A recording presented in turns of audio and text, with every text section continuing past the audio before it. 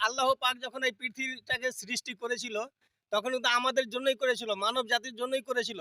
কিন্তু মানব জাতি তো আমরা জানি না যে কে হিন্দু, কে মুসলিম, কে খ্রিস্টান, কে বৌদ্ধ, কে জৈন। কিন্তু আমরা যখন মুসলমান ঘরে জন্মগ্রহণ করলাম, তখন আমাদের বাবা-মা আমরাকে শিক্ষা দিল যে আমরাকে এই ধর্ম পালন করতে হবে।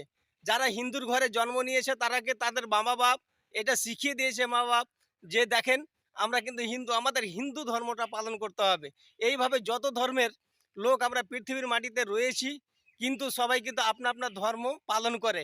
কিন্তু কেউ যদি কাউরি ধর্মে যদি আঘাত বা আনে বা ওই রকম হিংসাত্মবাদ কথাগুলো যদি বলে, সে কিন্তু মানুষের মধ্যে পড়ে না।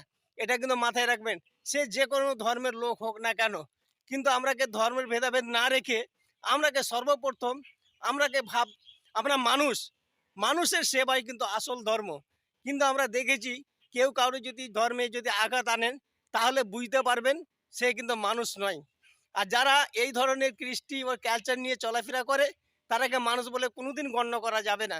তো ভাইরে আমার কাছে কথা হলো জাতি ধর্ম নির্বিশেষে আমরা ঐক্যবদ্ধভাবে আমরা যেন ঠিকঠাকভাবে আমরা যেন মানুষের সাথে ঠিকঠাক ব্যবহার আমরা করতে পারি, এটা আশা রেখে আমরাকে কিন্তু মানে ভালোভাবে চলার একটা অঙ্গীকারবদ্ধ হতে হবে।